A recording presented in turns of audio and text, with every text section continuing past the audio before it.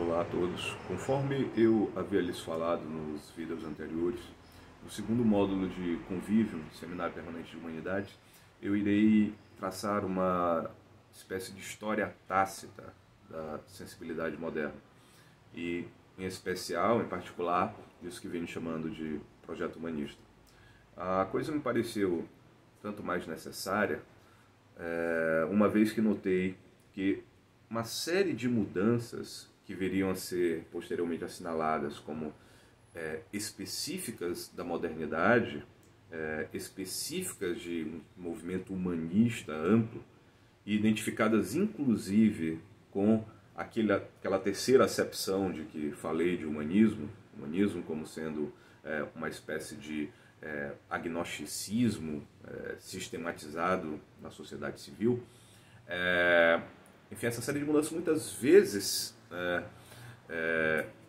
veio a ocorrer nos autores, nas circunstâncias mais imprevistas, tendo em vista o que se passou posteriormente, né?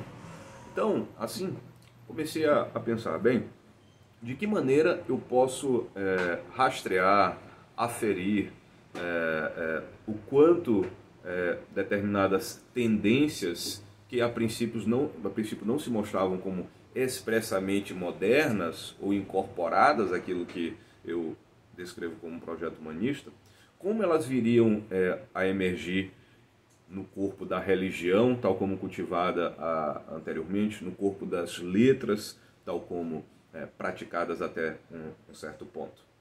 Bem, eu delimitei um certo período, do século XII ao século XVI, essa delimitação não é gratuita, mas, enfim, para, dentro desse arco temporal, notar como a autoimagem do indivíduo no Ocidente viria a se alterar.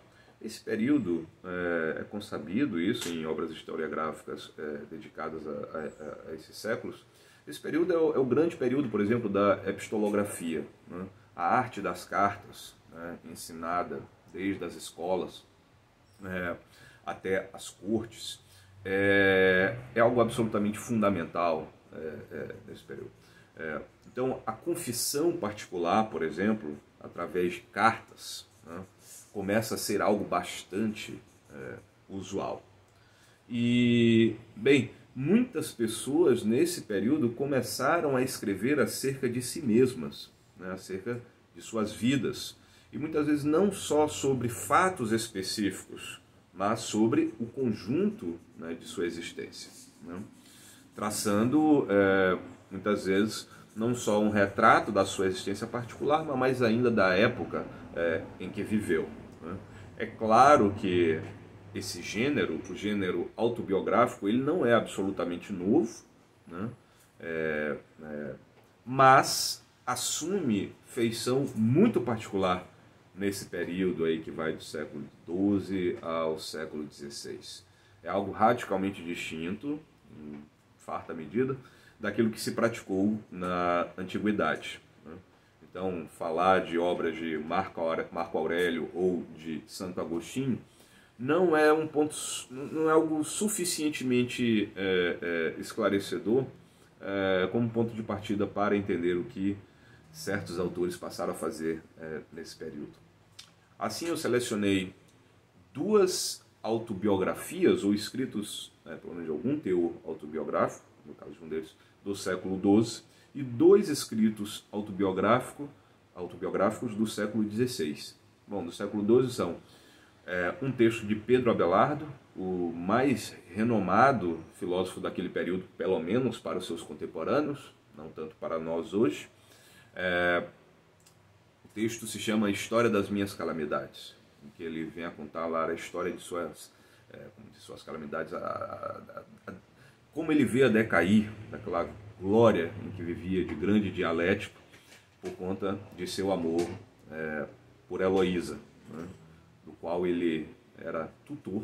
Ele, na condição de clérigo, veio a ter esse caso humorosíssimo à época, né? Essa moça que viria a ser a abadesa do Paracleto, Pois bem, outro escrito é Vida Nova, de Dante Alighieri, maior poeta da Europa, pelo menos da Europa Latina, certamente,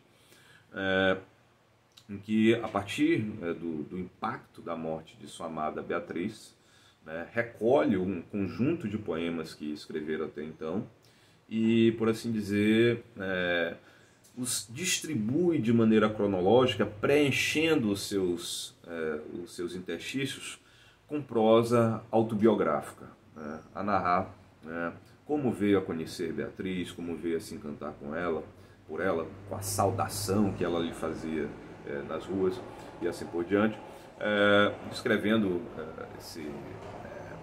esse enredo amoroso que não se consuma, afinal, como uma espécie de ascensão mística, né? Bom, quanto ao século XVI, eu selecionei 2 escritos, um das figuras mais famosas do período, que é Girolamo Cardano, médico, matemático, astrólogo, inventor, uma figura extraordinária, excêntrica, que era obcecado pela própria vida. Ele escreveu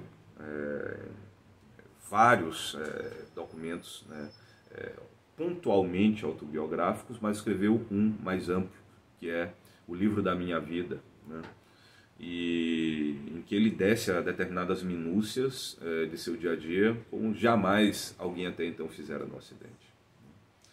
O outro livro do século XVI, o quarto e último que estudaremos, é o Livro da Vida, de Santa Teresa d'Ávila, doutora da Igreja, uma das cofundadora da Ordem dos Carmelitas Descalços,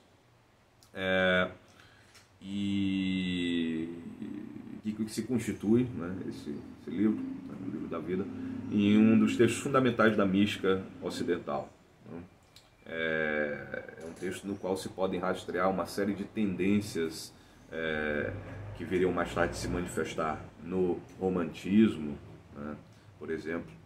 E eu considero esse texto particularmente importante para essa investigação, porque nele, no contexto da mística, ou seja, num contexto de centralidade teológica, começam a surgir determinados impulsos que, mais tarde, acabariam se desprendendo dessa moldura religiosa e, vamos dizer assim, tomando uma vida laica própria, né? Então, vou mencionar aqui apenas um caso. Nesse período da mística de Santa Teresa, começa a surgir todo um vocabulário que visa, de alguma maneira, tornar palpável, tornar encenável, até mesmo teatralizável aquilo que se passa entre a alma humana e Deus à medida em que ela se aproxima dele, né? Então se começa a falar, por exemplo, figuradamente, digamos, da noite da alma, se começa a falar do palácio do amor, né? Se começa a falar, né, do castelo, né, interior, né, as moradas interiores, de maneira que o vocábulo via mística, que data da antiguidade, começa a se tornar algo como um caminho no sentido mais material do termo, né? E nesses escritos do período, em especial nos escritos de Santa Teresa d'Ávila, nós percebemos com clareza como como se evita o vocabulário da teologia especulativa ou escolástica, se quiser, como se evita também, vamos dizer assim, uma certa objetividade ou frieza do vocabulário místico nórdico e se privilegia um vocabulário mais sensualista, né? Quase que um vocabulário que corporifica os passos da fé, né? Os passos pelos quais o místico se aproxima da realidade divina, né? Então, os livros de Santa Teresa d'Ávila, esse seu retrato autobiográfico em específico, que inclusive é um escrito de defesa frente à Inquisição, esse é um documento que nos diz muito de certa viragem, né, da autoimagem do indivíduo naquele período, do modo como encara o seu relacionamento com Deus, e é também um escrito-chave, né, para a compreensão de uma série de tendências, já não no campo religioso, que viriam se manifestar posteriormente, e já plenamente integrados a isso que chamam de projeto humanista.